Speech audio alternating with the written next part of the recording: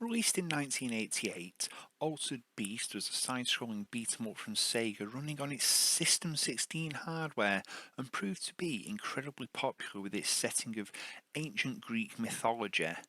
Now, naturally, as a machine built around the System 16 hardware, this meant Sega were going to convert this to their newly released Megadrive platform, which used some of the same hardware within itself, such as the Motorola 68000 CPU. However, with the Sega Master System still being a massively popular machine in Europe and launching in the US, there was also going to be a version of the game for that. Now, today we're going to take a look at both of these versions and see just how well they converted from one powerful piece of hardware kit such as the System 16 to the less powerful but still quite powerful Mega Drive hardware and the significantly less powerful 8-bit Z80 based Master System hardware. So here we go with episode 2 of Battle of the Bits and Sega's Altered Beast.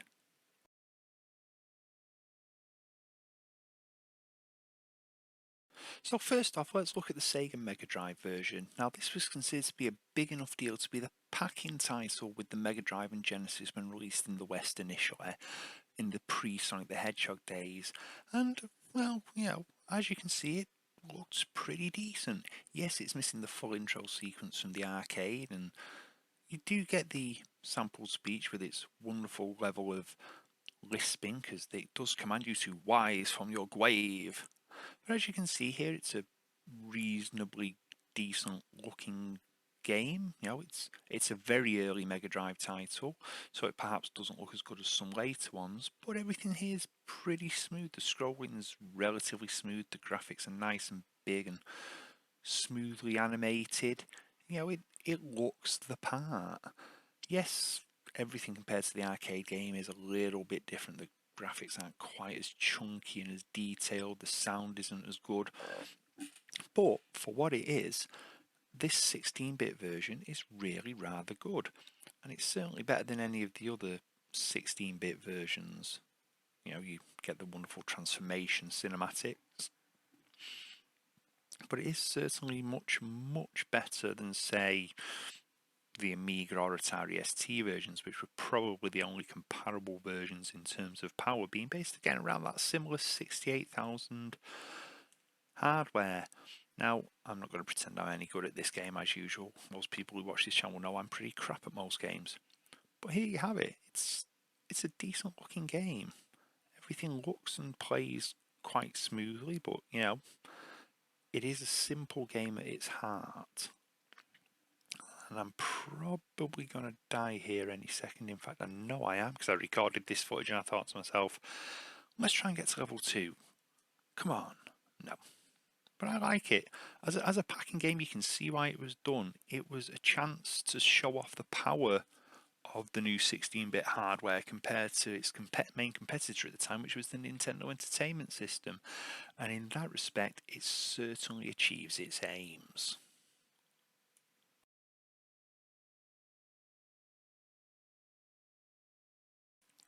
And now we move on to the Master System version. Now, I'm not going to lie here, this is a significant downgrade, excuse me, on the arcade version.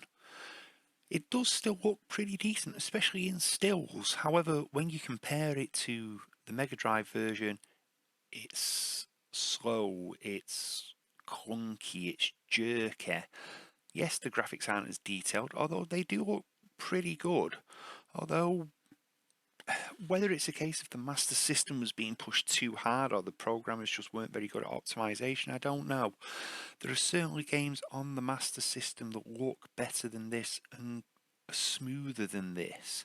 Now, that's not to say it's all bad. This is by far the best 8-bit version of the game out there, in my opinion, easily surpassing the similarly spec'd versions from the Sinclair Spectrum, the Amstrad CPC and the Commodore 64.